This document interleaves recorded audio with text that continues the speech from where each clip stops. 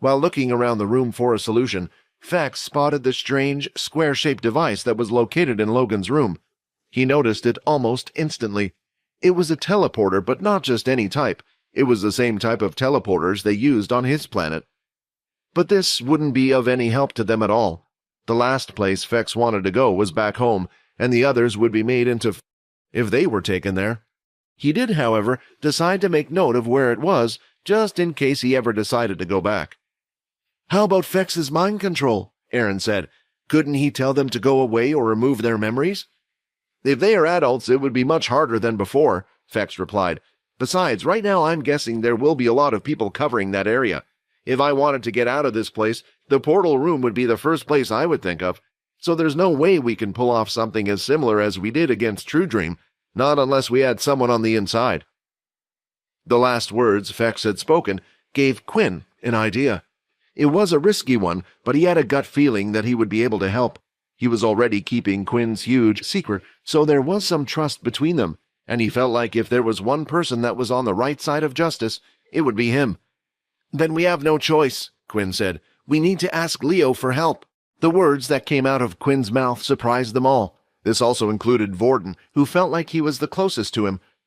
"Why would you suggest that?" Vorden said. "Leo is a sergeant, and although he isn't under Duke, he is under Nathan, who is ultimately under Paul, the head general. It's clear that Leo is working for them, or at least he takes direct orders from them." It was a simple deduction that Vorden had made, and it would be right to assume so, but Quinn didn't believe it. "Well, maybe I can change your mind about him," Quinn said. "First of all, I'm pretty sure he knows I'm a vampire. Let me change that. I'm 100% sure he knows that I'm not human, and the same could be said for Fex and Peter." "Wait a minute," Aaron called out. "Is that why he gives you special treatment? Now that I think about it, it all makes sense." "I'm not sure about that one," Quinn said, letting out a chuckle. "But I'm sure his ability has something to do with it. He knew I was different from the beginning, and has safeguarded my secret until this day. Leo is different from the other teachers. He once inquired about whose side I was on. It made me wonder about a couple of things. Leo himself didn't align with the military. He is on the side of humanity. This was what he was checking up on with me that day. As long as there is a threat to humanity, he will protect us." Logan then quickly hopped onto his computer and started to type away, checking to see if there was any information he could bring upon Leo, if at all. "So, is this a hunch?" Vorden inquired. "Isn't it too risky to go on this journey just based on a hunch?" "I too am in favor of talking to Leo. I think it is a good idea," Aaron added. "I agree he's different from the other teachers. Remember how he saved us from the Dalki attack that one time? And during our lessons, he would continuously give me tips about my swordsmanship. Also, it seemed he treated everyone the same, no matter what. The way he acted just didn't fit in with the way the world is right now. Usually, a teacher would choose to focus only on the promising students, trying to please the upper ranks, but he never did anything of that sort. I respect him as a teacher, and if me leaving this place is based on whether or not we can trust Leo, then I would bet on him over any of the other teachers." "Isn't Leo the guy I fought with?" Fex said. "I mean, if it's him, he seemed like a pretty cool guy." "I know, but we don't go trusting people based on how cool they are," Vorden replied. "I guess you're right," Fex replied. "Otherwise, you guys would have trusted me from the beginning, right?" he said as he swiped back a single strand of hair that had appeared in front of his face. Once again, Logan projected the information about Leo onto the screen. Most news articles and information about Leo had to do with his accomplishments during the last war. He stood out due to the amount of Dalki he had, despite being a lowly private at the time. "Here you go," Logan said. "It looks like you might be onto something after all. It says Leo readily refused to join the military and only wanted peace after the war. However, he did agree to fight once again if the Dalki were to invade. At the time, Leo was a bit of a lone wolf who had refused to join any factions, including the Big Four. The military saw this as a chance to grab him up, but it proved difficult. In the end, Leo agreed at a request. He would join as a teacher. Judging by this, it is as you say. Perhaps he isn't as closely aligned with the military as the others here are." It was a risk, and others knew it would be, but if Aaron was happy to go through with it, then she should at least have some say in what they were planning to do with her. Suddenly, Logan leapt out of his chair and started to search around his room for some items. He went through crates and crates of stuff until he had finally found what he was looking for. After pulling out the strange-looking object, he went back to his computer to fiddle with a few more things. A bright light emerged from the projector, which used to display the hologram so far. It now displayed a solid wall of green. "Which one of you is the best at acting here?" Logan inquired. The others didn't know who to look at, but eventually they all directed their gaze at Vorden. Even Quinn didn't know why he did this. But based on the numerous ways Vorden could express himself, he felt him to be the perfect fit for the task at hand. Logan then paced near Vorden, and without even asking for his consent, he tried to put the strange-looking helmet device on his head. Unfortunately, there was quite a height difference between the two. "Can you not see what I'm trying to do? Bend down, you giant!" Logan shouted. Vorden immediately bent down as little Logan placed the strange helmet on top of his head. The helmet mainly went around his forehead and had unusual mechanical arms that came outward. "Even if you go to Leo and he agrees to help, the security around everywhere is going to be tough. This is the only thing I can think of which might get them to lower their guard a bit," Logan said. "The strange helmet thing?" Vorden replied, his tone strange. "This here is a facial recognition device. It can track the smallest of details and all the little movements of the muscles in your face. What I plan to do is make a video. If we put both Peter and Aaron up against the green screen and we have our actor Vorden here, I will be able to create a realistic video. The plan is to pretend the video has been sent from Pure, informing the school that the kids they are looking for have already left the planet and are safe in Pure's hands. That strange helmet device and the green backdrop are to change your appearance to whoever I like. Same with the background. Once they know Pure safely as the two of you, hopefully they will stop searching around as desperately as they are doing now." Quinn was amazed by Logan's thinking ability and thought of all the things he could do with him. He was lucky to have someone like him on his side and would hate to think what it would be to have him as an enemy. A speech was made for Vorden to act out, while Leila was in charge of telling Vorden what to say. It made sense, since she knew what would Pure send to make the video sound more authentic. The speech even ended with a phrase they had never heard before, "May we purify your souls." She explained that it was a type of signature Pure used when they sent things like this to their enemy. It also made the others realize how Leila was living a double life, and perhaps the Leila they knew wasn't real at all. The video was made, and now it was time for them to act. Logan would stay in the room to make sure the file got to the school, while Peter and Aaron would remain to hide in the room along with Fex. If an inspection occurred, at most, they would only send 2 people into Logan's room due to his special privileges. As long as that person wasn't overwhelmingly strong in the mind, Fex would be able to clear their memories, as if they never saw anything. Vorden and Quinn would head to Leo and explain the details of what had happened, hoping they would be able to help Aaron. While lastly, Leila had her task to do. She had to inform Pure of the plan as well. She was quite nervous about this, as she had broken the rules of Pure and acted on her own. Explaining this meant she would have to receive a punishment. But right now, she didn't care about the consequences. She just wanted her friend Aaron to remain safe. "I hope this conversation goes well," Leila thought. Fex, Aaron, Logan, and Peter were currently inside Logan's room. The conversation between all of them was silent. They didn't realize it until now, but the thing that brought most of them together was Quinn. The others didn't know each other well, if not for Quinn.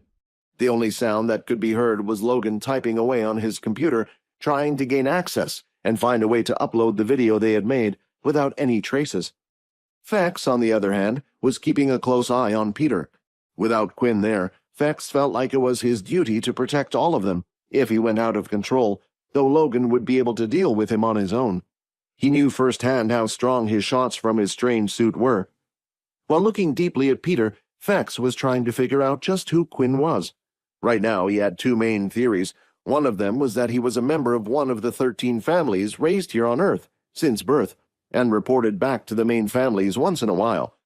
While down here, he had made the mistake of turning Peter, and was now trying to keep it a secret. But the thing that threw him off with this theory was his ability, the shadow ability. His first thought was that one of the families was keeping it a secret. When the crowning was to happen again, it would give them quite the power advantage. The other theory was Quinn didn't belong to any of the 13 vampire families, and instead belonged to them, the original shadow users. However, this theory of his was the most outlandish, since they were meant to be long dead. If the Vampire Council found out they hadn't all, then there would be chaos. Walking down the hallway, both Quinn and Vorden were making their way to the weapons class. Even on off days like today, Leo would often rest there, or practice his swordsmanship. It was hard to say that Leo was a workaholic, because he wasn't doing it for work reasons. But there were times when Quinn and others around him could see that Leo was obsessed with the blade, but even that wasn't quite right either. Leo was just obsessed with getting revenge against the Dalki. While walking around, they could see the panic in the soldiers' faces. The students, who were outside the campus and around the city, had been asked to come back and remain inside the school. There was strict border control being held just around the school, with a soldier surrounding the whole place in a circle. Even on their way to the martial arts hall, Quinn and Vorden were both questioned several times. The two of them now stood just outside the weapons hall, and Vorden hesitated before stepping in. "Quinn, this is the last chance. Are you sure? What do we do if he doesn't agree? I don't think we're strong enough to fight him." "Even if he doesn't agree, he's not the type to turn us in for protecting a friend. He'll understand, trust me." With that, Quinn stepped forward, full of confidence, opening the door into the martial arts hall. It was the weekend, so no students were inside, but Leo was there, standing in the middle of the room. Sweat was dripping down from his forehead, while his sword was still sheathed by his side. Even before the two of them entered the room, he was already looking in their direction. "The two of you were standing outside for a while. I was wondering when you were going to come in," Leo said. "Is this guy blind?" Vorden asked. There weren't many opportunities where both Vorden and Leo were able to be around each other. Vorden knew about the accomplishments he had made during the war, but sometimes the rumors would often be exaggerated. "I wonder if I could touch him," Vorden thought. As the two of them got closer, Leo could tell that the energy inside the two of them was disturbed, but while looking at Vorden, it seemed strange. Had he met this person before? Because right now, he was looking at a person who had two different flows of energy inside him. This was because Vorden currently held the fire ability as well as the invisibility ability. "Leo, I know you have already done me a huge favor by keeping my secret," Quinn spoke, "and because of this, I have decided to trust you with something else. I hope my hunch isn't wrong, and I hope you can help me." "I can't make any promises as I do not know what you wish to tell me," Leo said. "But as long as you are not in the wrong, you have nothing to worry about." When Leo spoke those last words, it gave Vorden a little shiver down his spine. Just what had this man gone through to be able to create such an intense feeling with only a few words? Was it his ability, or was it just the pressure emitting from this person? Quinn started to explain what had happened, and how they had come to learn what True Dream's reason for coming to the academy was, as well as how Pure was the one who had informed them, and how their friends had been chosen for the process. All they wanted to do was protect Aaron and Peter. Quinn, however, did leave out the detail of them trying to save Peter for a different reason related to himself, and just explain that he didn't want his friends to lose their ability. He also mentioned how they needed to send Aaron out of here right now. After they had finished explaining, both Quinn and Vorden took a deep breath, trying to calm themselves down. They carefully watched where Leo's hands were placed, thinking that any second now he would go for his blade and capture the two. "You two can calm down," Leo said. "As I've said to both of you before, as long as you are not in the wrong, I shall help. And in this situation, I believe you are not in the wrong." While Quinn spoke about everything that had happened to True Dream, Leo made sure to carefully keep an eye on their energy flow as well as their heartbeat. He noticed quite often when people were lying, their flow of energy as well as their heartbeat would alter slightly. Over the years, it came to the point where Leo was just as good as any lie detector. Of course, some had a solid will and had been trained to the point where it wouldn't affect them. But for kids like these, it was easy for him to tell. He knew that the words Quinn spoke were the truth. "So, can you help us?" Quinn asked with a little smile on his face. "There isn't much I can do with the situation with Jack. Although he's not part of the military, he is treated a lot higher than I. When I arrived here, I was adamant to be put under Nathan, since I had an odd feeling about Duke. Right now, because of my rank, there isn't much I can do. Jack holds a special relationship with our head general, Paul. The only thing I can do is wait to meet with the head general of Military Base 1. Not everyone in the military agrees with Jack's doing, and this will hopefully be a step in the right direction. What Leo was doing right now was a risk most people would never take. If someone were to find out that they were trying to ruin the relationship between Jack and the military, there would be many people on both sides upset with this, and most likely would go after Leo's life. What he was doing right now was fearless, and Leo didn't have a group or other people backing him, but only himself. "Don't worry about that," Quinn said. "Right now all we need to do is save our friend. Is there any way you can get us inside the teleport room to send her off somewhere?" Leo started to think, which wasn't a good sign. It seemed like he asked a simple yes or no answer, but that didn't seem to be the case.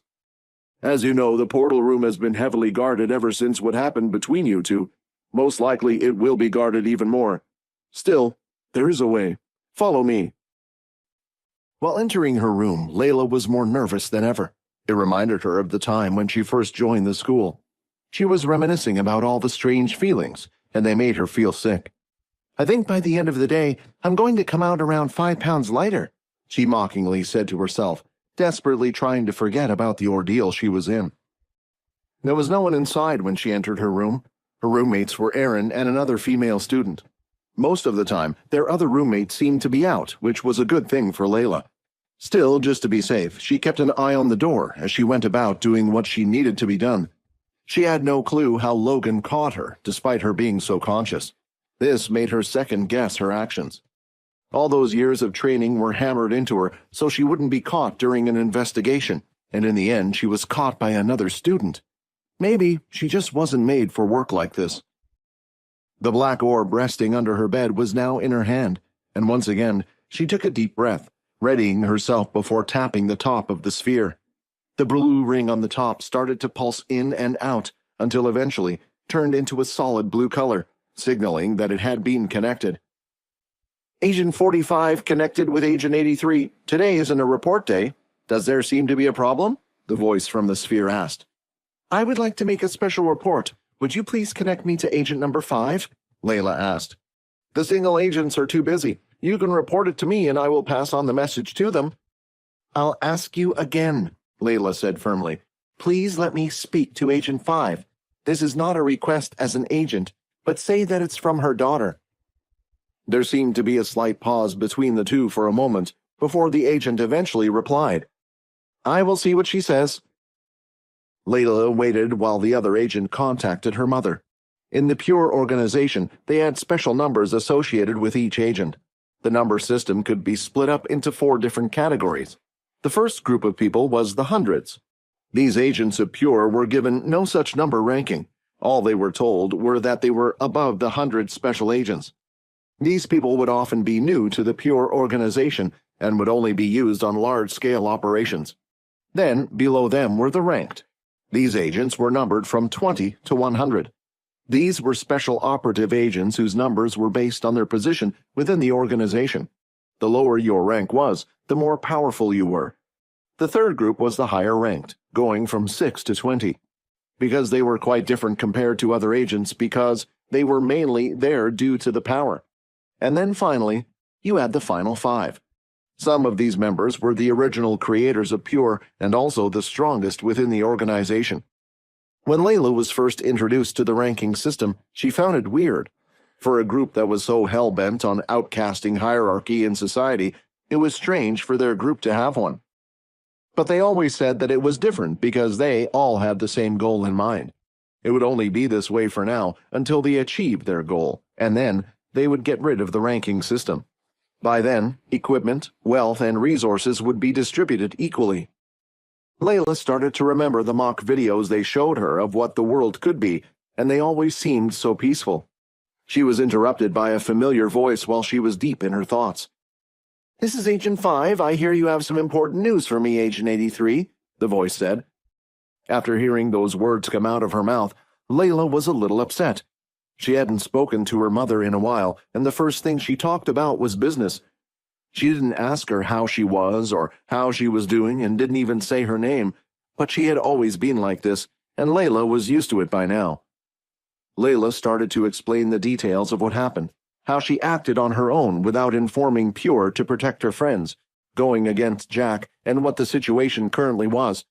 though she did miss out on a few details here and there, especially the parts where she had informed all her friends who she was. So far, she had only said she told Aaron, someone who she wanted to bring over to Pure, about her real position. "Has your position been compromised by anyone else in the school or personnel?" her mother asked. "No, I've only informed Aaron. Right now they think she escaped on her own. They're looking for her, and she has no ability, as well as nowhere to go. If you can, please help her." "Don't worry," she replied. "We will do our best. Anyone who has been affected by True Dream will be accepted. We shall treat her well. However, you have gone against our code. Although you were not caught, you took action without asking for permission, and you even went as far as to use our name. Your punishment will be decided when you come back to the base. For now, you shall be demoted from position 83 to position 100. Update me when you have the location Aaron will be sent to. We will have someone on standby waiting. Oh, and one last thing. Leila, I am waiting for you. Soar through the ranks. Don't be disheartened and try to get into the upper level so we can meet more frequently. May Pure be with you." "May Pure be with you." As the call ended, Leila kept her head down. A demotion was quite a big punishment. It had taken Leila a long time to rise through the ranks, and just like that, she was at the bottom, barely hanging on to the numbered positions. When she was at the base, she rarely got to see her mother much. Her mother always told her as long as she was loyal to Pure and the cause, eventually she would rise to the ranks and have a seat next to her. So far, she had been as loyal as can be and followed everything in the book. But everything slightly changed when she met Quinn and the others. She started having fun and enjoyed her time at school. Sure, there were bad people in the world, but not everyone abused their powers. There were those like Aaron who didn't even understand the injustice and discrimination currently happening. Leila felt like they just needed to educate the world more. She started questioning if Pure's forceful ways were the right thing to do, which is why she was hesitant about reporting Quinn and the others. If there was a chance she could leave the organization without receiving a punishment, she might have even considered it. And now, thinking about it, she was about to send one of her best friends to such a place she no longer wanted to be a part of. The two boys were closely following Leo as he walked around the school. It seemed like he was taking them towards the portal room at first. However, when they were about to reach the room, their path slightly changed. Quinn and Vorden both wanted to ask him where he was planning to go, but they were too afraid to do so. All the while walking, Vorden would constantly look around. He still had his doubts and felt like perhaps they were being led right into the den of their enemies. In the middle of their little stroll through the familiar pathways, another female, who they had seen a few times, met them. "Sergeant Leo," Faye said.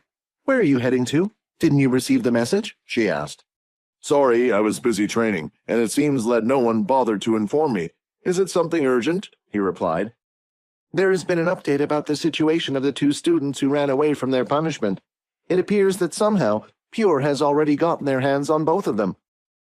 As the two boys listened in on the conversation, they snappily turned their heads to look at each other. Relief visited their consciousness, since it must have meant that Logan had successfully sent the fake video over. The contents explained how members of Pure had already triumphantly retrieved Peter and Aaron. "I see," Leo replied. "So has the search party for them been called off?" "Not quite. We, including a few other soldiers, have been called back for a meeting. Perhaps it was to discuss the next course of action." As Faye finished her words, she spotted the two boys standing not too far away from Leo. At first, she thought that they were just two students who were taking a walk around the school, but she quickly realized that they also halted their steps when Leo did. The other thing that they noticed was they weren't just any students. They were the first-year students who she had been seeing more than she would have liked to. Wherever these two went, it seemed like trouble was simply lurking in their shadows. The moment Faye focused her attention on the two, Vorden realized the mistake that they had committed. Usually he was good at this type of thing, and would have carried on walking to not incur a suspension. The problem was, he and Quinn had both gotten caught up on what Faye had to say. "I don't know if you're aware of this, Leo, but there seem to be two first-year students following closely behind you," Faye said, further narrowing her gaze that was on Vorden and Quinn. "I may be blind, but I do know when I'm being trailed," Leo replied. They're here to help me move a few things for my storage room. I promise I will go to the meeting room as soon as I'm done." If it was anyone else, Faye would have complained, suggesting that as a sergeant, they were neglecting their duty. If the general asked them to be present, then they needed to be immediate. However, Leo had some leeway when it came to the other sergeants.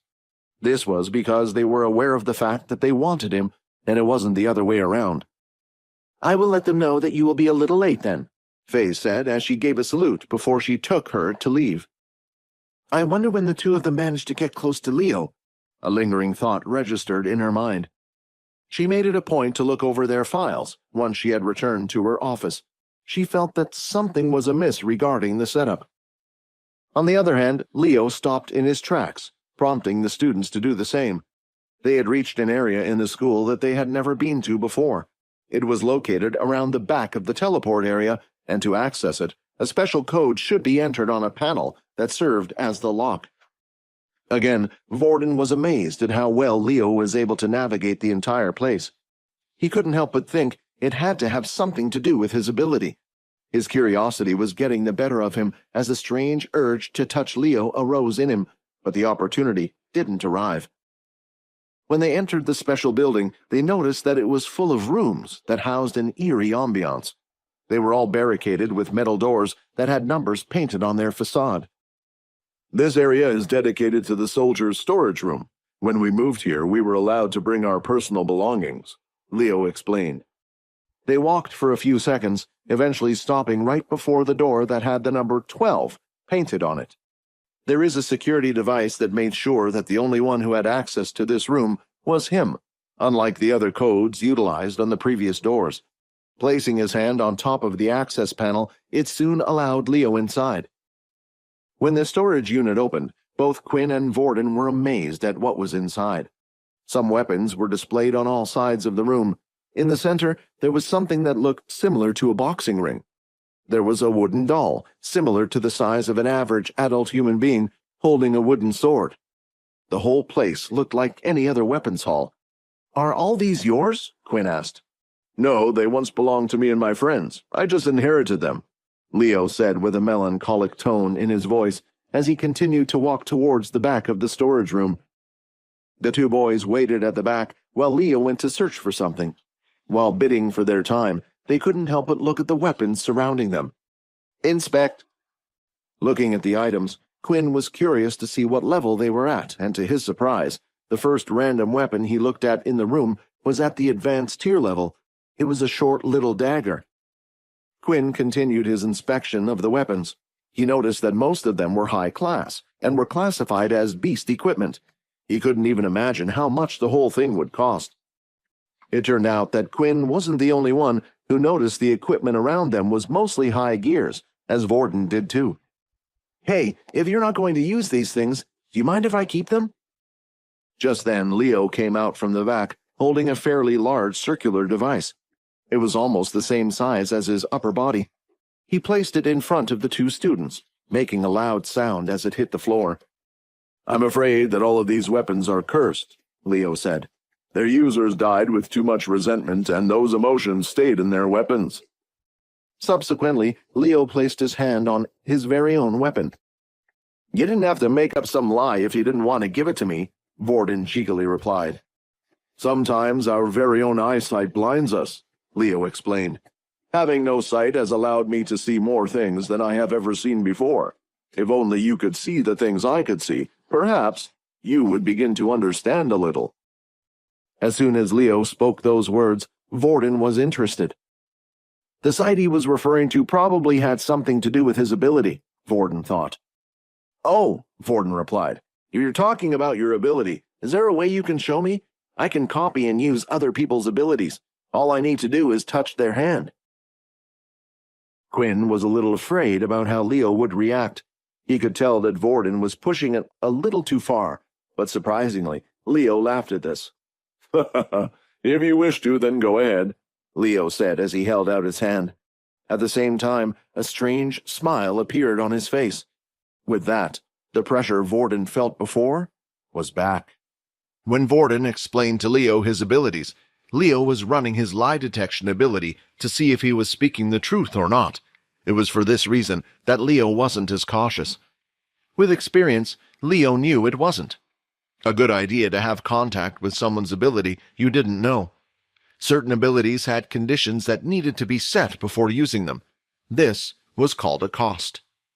Cost abilities were usually stronger than regular abilities, but there were only a few that the public could obtain.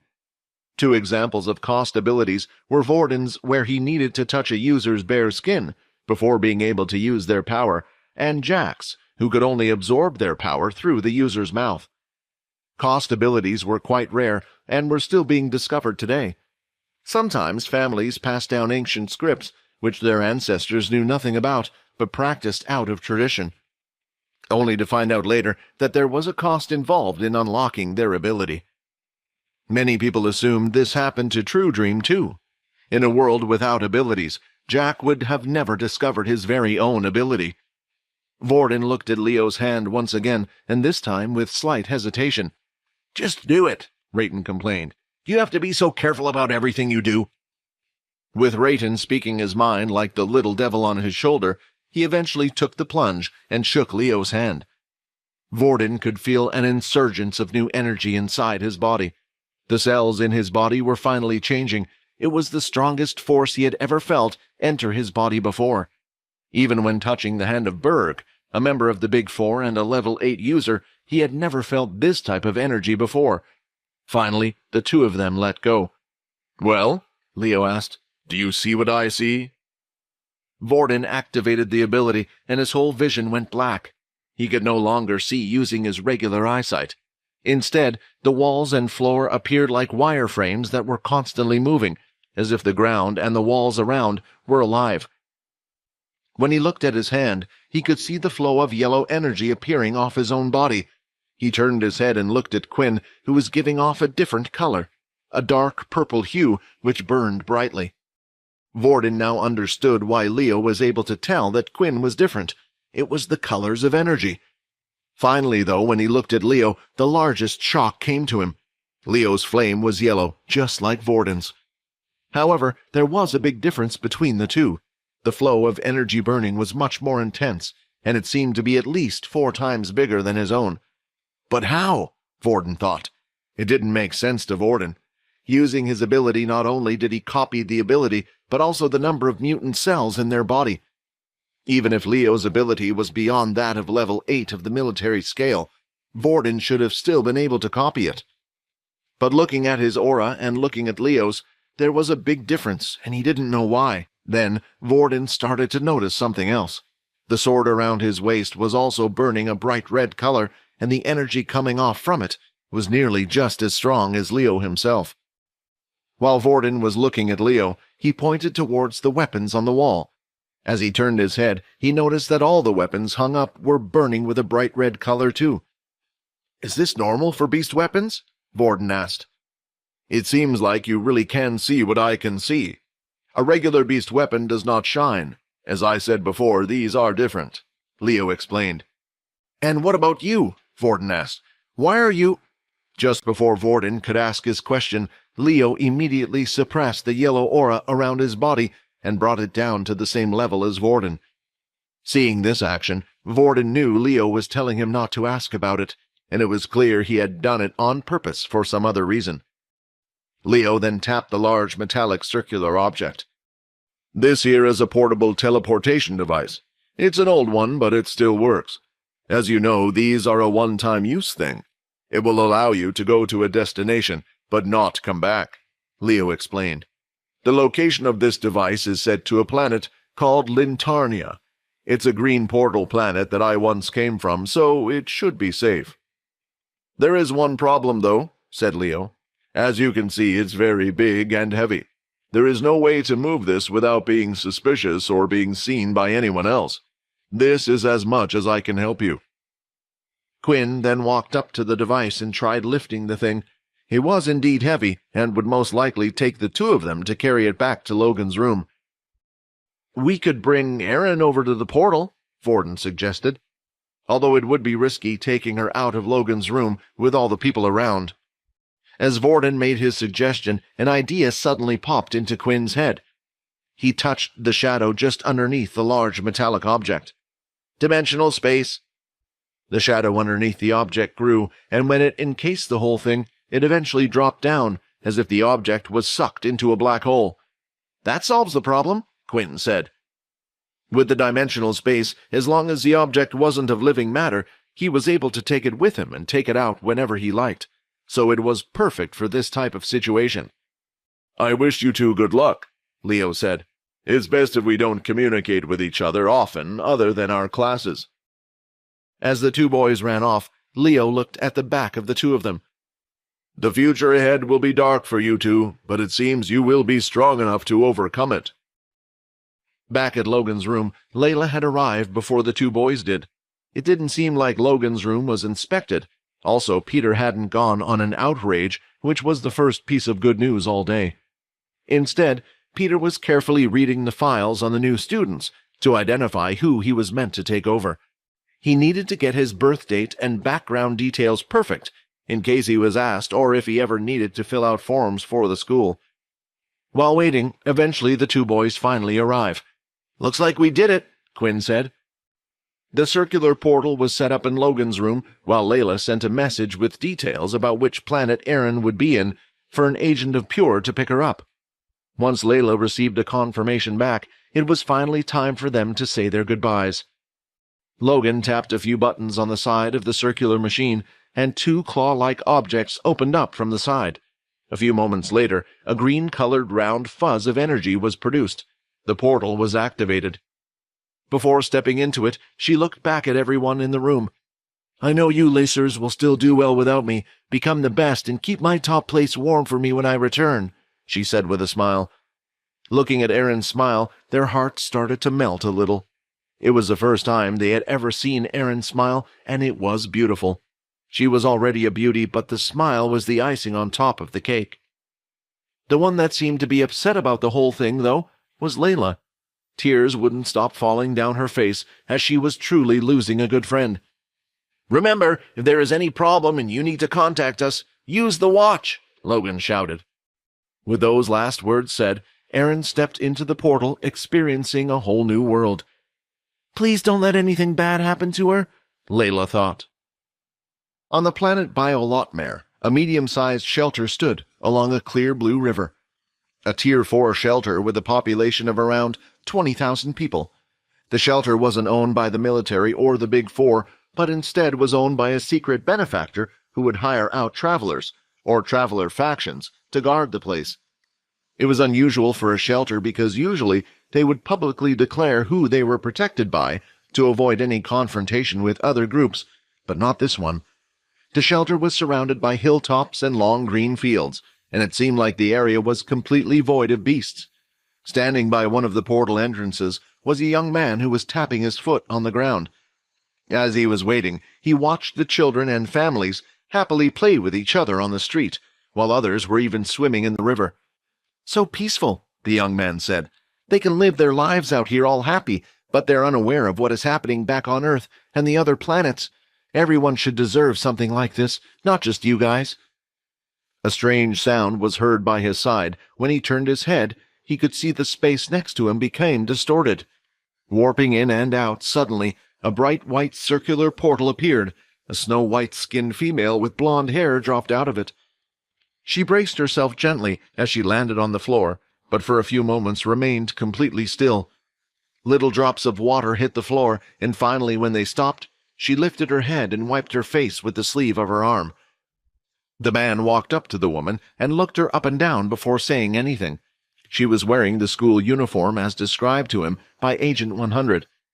"An angel flies high in the sky," the young man said, "and has its wings torn down and falls to the ground," Erin replied. Before leaving, Leila had informed her if someone was to approach her, they would speak a certain phrase. This was a code, so agents could tell who was who between each other. "Looks like you're the right one. Follow me." She followed the young man for a while as they walked through the shelter. While looking around, she noticed how calm and peaceful the place looked. It was different from other shelters, but it also reminded her of the shelter her family protected when she was younger, before the Dalki attacked. "If I remember right, the others borrowed this from Sergeant Leo.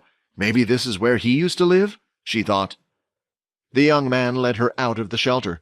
Before stepping out, Erin turned and took one last look at the peaceful place. A thought crossed her mind that maybe she could run away and stay here. It might be a better option than going to Pure. But then, looking at the peaceful town, images appeared in her head of the houses on fire, the buildings destroyed. She suddenly remembered why she wanted to get stronger in the first place, for something like that to never happen in her presence ever again. If Pure was helping her, for now she would comply. There was always the option of contacting Logan and the others in the future with the wristwatch. Looking at the boy, she noticed that he wore quite a decent level beast gear. On his back was a single long sword. The hilt was black as a scale, but was as wide as his shoulders. Just by looking, she could tell the thing would be heavy, and a regular human wouldn't be able to wield such a large sword. He also wore metal-plated armor that seemed to mix in beast parts here and there, such as blue fins near the shoulder pads and scaled parts over the shin part of his legs. Finally, they had reached the top of the hill.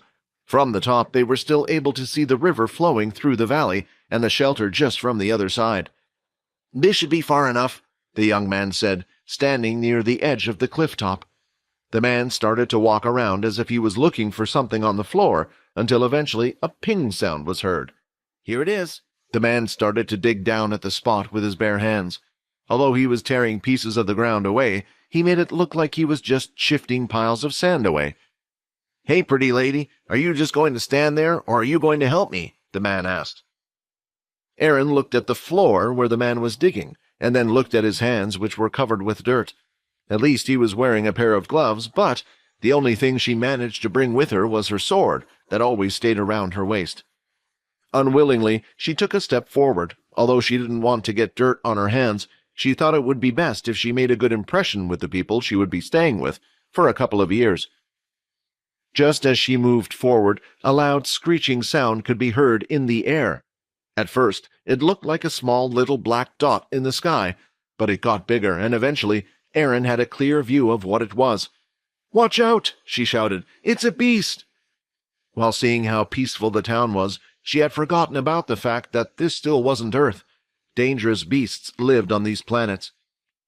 The young man turned and slowly drew out his large sword, as if what was happening was somehow annoying to him. Suddenly the beast stopped its descent and spread its wings wide open, hovering by the cliff top in front of the young man. The beast looked like a large butterfly, and was the same size as a regular human. Its wings had beautiful, rounded patterns. But as beautiful as its wings were, the same couldn't be said for its head. It had too many eyes to count, and razor-sharp teeth, with what looked like foam coming out of its mouth.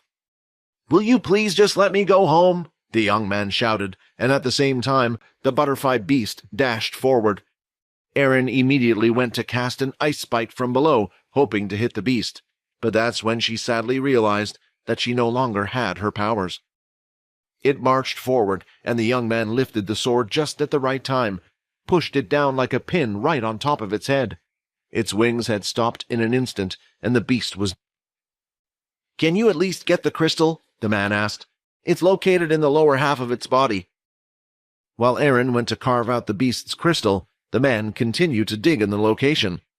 Just as she wiped the black blood of the beast away using the grass on the ground, she noticed it was slightly clear in color. "What is this?" she said in shock.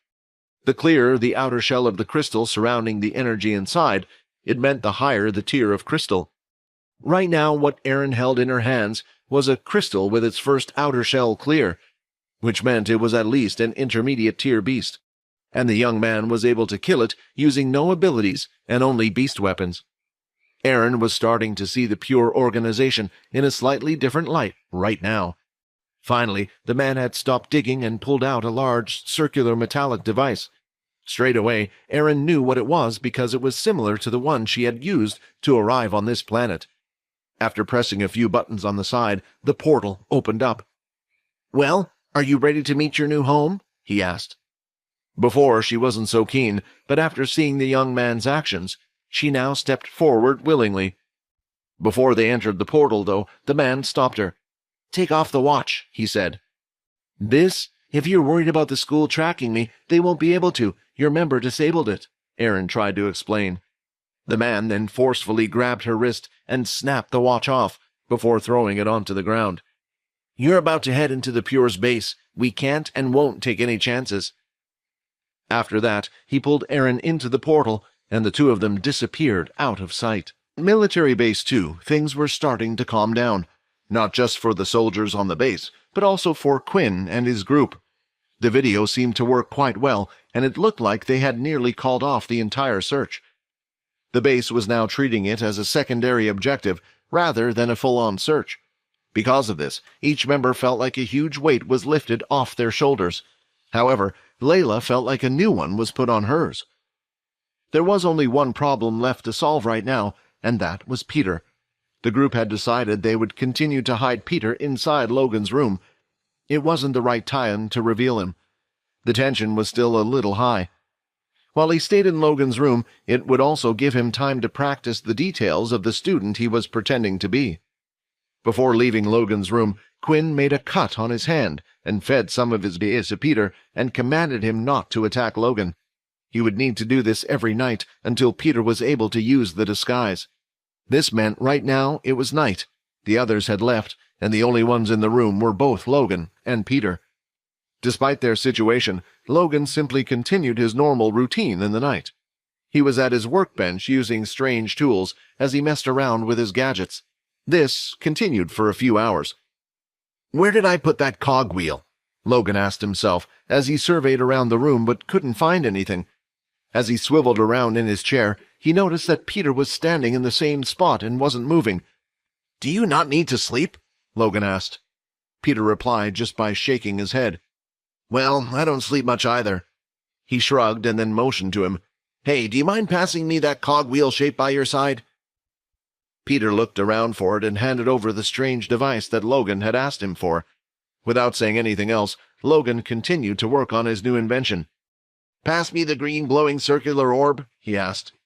"The one on your left, that spinning spiky thing," Logan asked once more. "And that upside-down looking you. Now that beast crystal to your right." He continued to ask for different tools, and Peter did as he asked. He handed them to him. "Finally finished," Logan said, and turned to Peter. "You were a great help. You didn't ask me any questions and didn't keep me distracted from my work, Peter. Now it's my turn to help you." Logan opened up the files which displayed information about the student named Pio Blank on the screen. While the file was open, Logan would ask a series of questions, to which Peter would answer. They continued this until Peter could remember every detail about Pio Blank by heart. The speed at which Peter memorized everything impressed Logan. It was like his memory was picture-perfect. "Do you mind doing me another favor?" Logan asked with a small smile on his face. Peter hopped into the VR machine. Logan would communicate with him while he was connected. Right now, Logan wanted to see Peter's capabilities and strengths. Logan asked Peter to do a series of things, such as run as fast as he could, throw a punch as hard as he could, as well as dodge a bunch of incoming objects that were thrown at him inside the simulation. Eventually, with all the stats recorded, Logan had something else he wanted to try.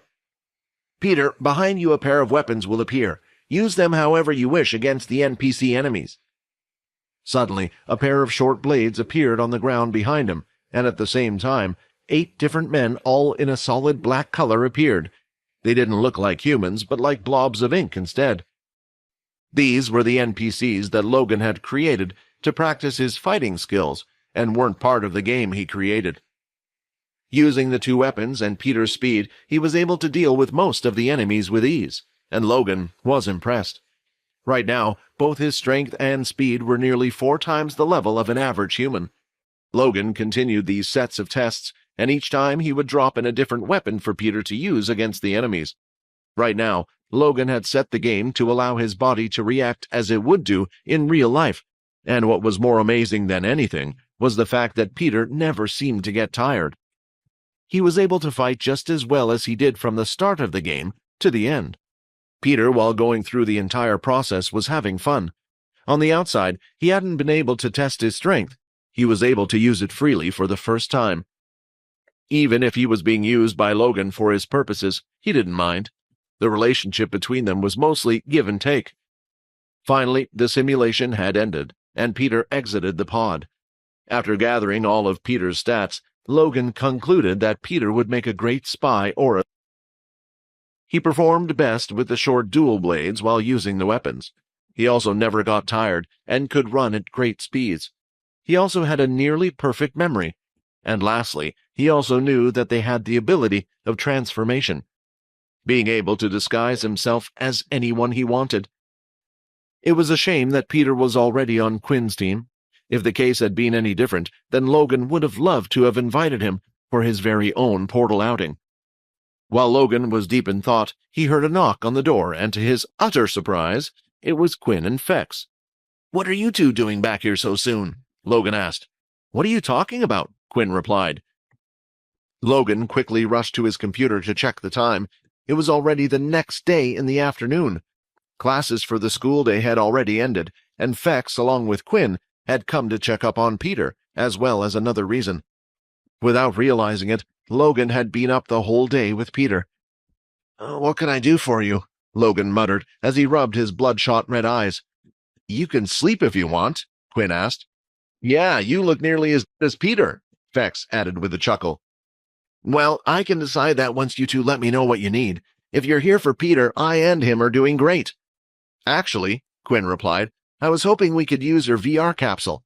I wanted you to add Fex's ability to the game for us." Now that everything had calmed down, Fex was finally able to keep well on his promise. He was planning to show Quinn how to fight the vampire way. The reason why the two boys decided to visit Logan right after their classes wasn't just to check up on Peter. A while ago, Fex had said that he would teach Quinn how to use the vampire style of martial arts that focused on using their hands and fists as weapons. At the time, Quinn didn't trust Fex too much, so he came up with the idea of allowing Logan to record Fex's ability and upload it to the game's private server. This way, Fex would not be able to control Quinn's body and make him attack his friends, but he could use the ability inside the game to teach Quinn how to fight. At this point, the two of them had gotten a little closer, and Quinn felt that even if they were to do this outside of the game, Fex would bring no harm to his friends. There were multiple opportunities when Fex could have done this, but he always chose not to and had helped them out greatly. Of course, Quinn was still a little bit cautious, since he didn't even know Fex's reason for being at school. Another reason was that, if they were to practice in the game, it would be away from the prying eyes. After hearing what Quinn wanted to do, Logan's eyes filled with a strange energy. "I suppose I still have some energy left in me," Logan said as he quickly hopped onto his computer. "Go on then, Quinn, you've done this before. Show him what to do." Just like Quinn had done before, Fex was placed into the fairly large glass tube. He was then told to use his ability in different ways, while the tube and computer would record how his ability worked. Watching from the outside, Quinn felt like it was strange how the tube and computer were able to accurately replicate the abilities in the game. The other thing that impressed him was the fact that Logan wasn't typing anything into his computer at all. He just had his hand pressed up against it. While this was happening, thousands of lines of code were being written. Quinn had seen Logan's ability a few times now, and had seen it use it in quite versatile ways, so he had concluded what it might be: the ability to communicate with machines, or more precisely, give life to machines. When Quinn was last in his room, he used the inspection skill on a couple of items that Quinn thought he should have been able to use, but when he picked them up, there was no reaction, nothing at all, and it seemed like the machine was broken. But without saying anything, Logan would touch the machine. It would light up and work once again. If his ability was to give life to the gadgets that he created, it was the perfect ability for Logan. With anyone else, it would be pretty useless, apart from bypassing doors and such. But for Logan, it allowed him to use his ability in so many different ways, just like he was doing with the games, and with the little spiders, they saw being used multiple times.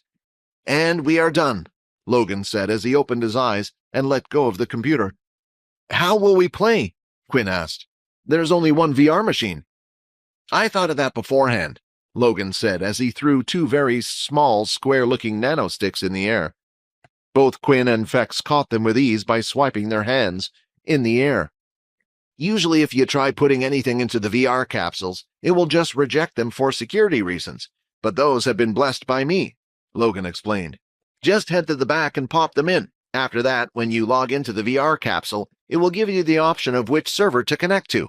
I've put both the shadow and string ability into the private server for you to use. Now get out of here and go play your little game. Before leaving the room, Quinn gave a few drops of blood to Peter and repeated the same command as before. Although Logan felt like there was no reason for the two of them to get into a fight, still, he didn't know if Peter's violent nature was being suppressed by Quinn's blood or not. As soon as the two boys left the room, Logan almost collapsed on his bed. He didn't sleep much, but every so often he would be burnt out. Peter looked at Logan in the room before looking at the VR capsule again. "Do you mind if I use the VR capsule?" Peter asked, but Logan was already asleep. "Whatever, it's just a game," Peter said as he climbed into the machine. "Logging in online. Please create your user ID." Quinn and Fex were now in the game's white lobby room. They had done as Logan instructed. And just like he said when they went to log into the game, it gave them the option to connect to the normal servers, or the private server Logan had created. Right now, they were in his private server. Fex was currently testing out his string ability, and he was amazed at how lifelike it felt.